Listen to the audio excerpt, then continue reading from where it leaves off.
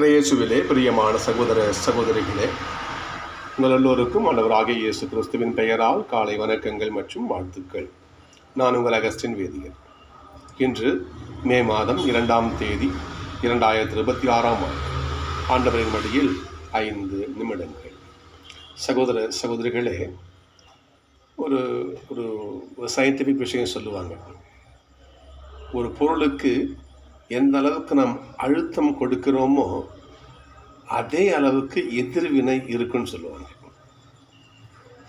ஒரு பந்தை எந்த அளவுக்கு நீ வேகமாக செவத்தில் அடிக்கிறையோ அது அந்த வேகத்துக்கு திரும்ப நம்ம வந்து சேரும். அது எதிர்வினையும் அவ்வளோ வேகமாக இருக்குன்னு சொல்லுவாங்க. அது சில பேர் தெரிகிறது கிடையாது. அதை தெரிந்து கொள்ள வேண்டும் என்று இன்றைய முதல் வாசகம் நமக்கு எடுத்துச் சொல்கிறது. அந்தியோக்கியா நகரிலே பவுலும் பர்னபாவும் ஆண்டவரை அறிவிக்கிறார்கள். அந்தியோக்கியா நகரிலே பிற இன கிறிஸ்தவர்கள் நிறைய பேர் இருந்தாங்க. அவர்களுக்கு ஒரு ஓய்வு நாளிலே நற்செய்தி அறிவிக்கப்படுகிறது.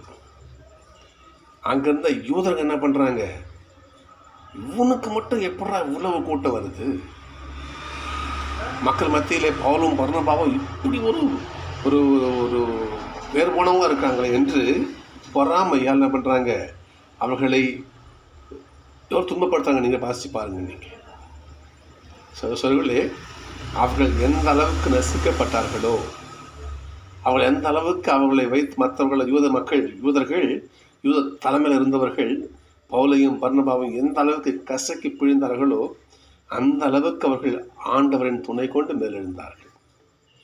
தூய பவுல் புறவினத்து இறைவாக்கினராக வெளியே வருகிறார். சொல்களே, நாம் யாரை ஒடுக்குகிறோமோ அவர்களை கடவுளுக்கு கரம் கொடுத்து தூக்குறார். ஞாபகம் வச்சுக்கணும்.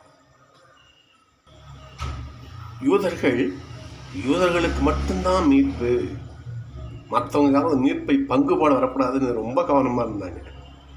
அதனால் பவுல் சொல்கிற வார்த்தை பாருங்க பார்ப்போம். கடவுளுடைய செய்தி உலகமெங்கும் போய் சேர வேண்டும். இதுதான் ஆண்டவருடைய வார்த்தை. ஆண்டவர் இறுதி கட்டளை தானே, உலகமெங்கும் சென்று படைப்புக்கெல்லாம் நற்செய்தி அறிவிங்கள் தான் ஆண்டவருடைய வார்த்தை. அதற்கு ஏற்பதான் பவுல் செயல்படுகிறார், பர்னபா செயல்படுகிறார். இது பாருங்க, இது அவங்களுக்கு பொறுக்கலை. அவங்களுக்கு எதிராக மக்கள் தூண்டி விட்டு எத்தனை இன்னல்களுக்கு அவர்களை ஆளாக்க முடியுமோ அவ்வளவும் செய்கிறாங்க.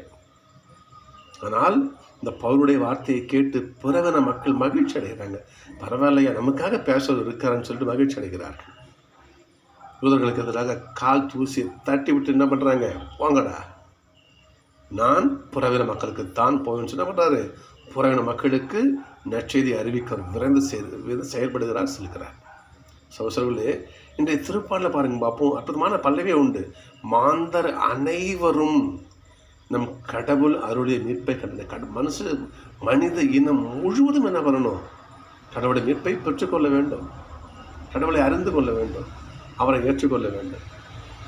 ஆனால் ஒரு சில பாருங்க பார்ப்போம், எங்களுக்கு தான் எல்லாம், ஆண்டோடைய ஆசை எங்களுக்கு தான் என்று தடை போடுகிறார்கள். அதை பவுல் உடைத்து எறிகிறார்.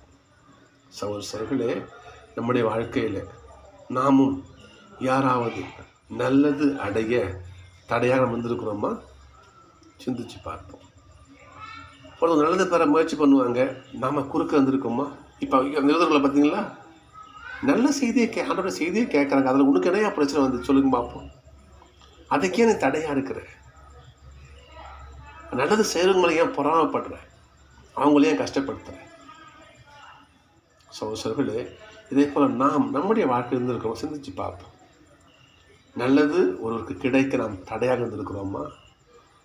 பிற நல்லதை பெற நாம் பொறாமைப்பட்டிருக்கிறோமா? நாம் வயிற்றத்தில் அடைந்திருக்கிறோமா? சிந்தித்து பார்ப்போம். அப்படி இருந்தால் நாம் ஆண்டவரத்தை மன்னிப்பு கேட்போம். ஆண்டவரே, பிறருடைய மகிழ்ச்சியை இடையூறாக இருந்திருக்கிற மன்னிப்பு கேட்போம்.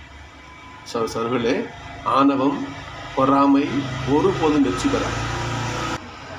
நம்முடைய மூத்தோர் வார்த்தை உண்டு, ஆமை புகுந்த வீடு விளங்காதுன்னு சொல்லுவாங்க. அது பொறாமை தான். எனவே சகோதரர்களே, பொறாமையின்றி வாழ்வோம், ஆண்டவருடைய ஆசியை நிறைவாக பெற ஜெபிப்போம். நாளை சந்திப்போம்.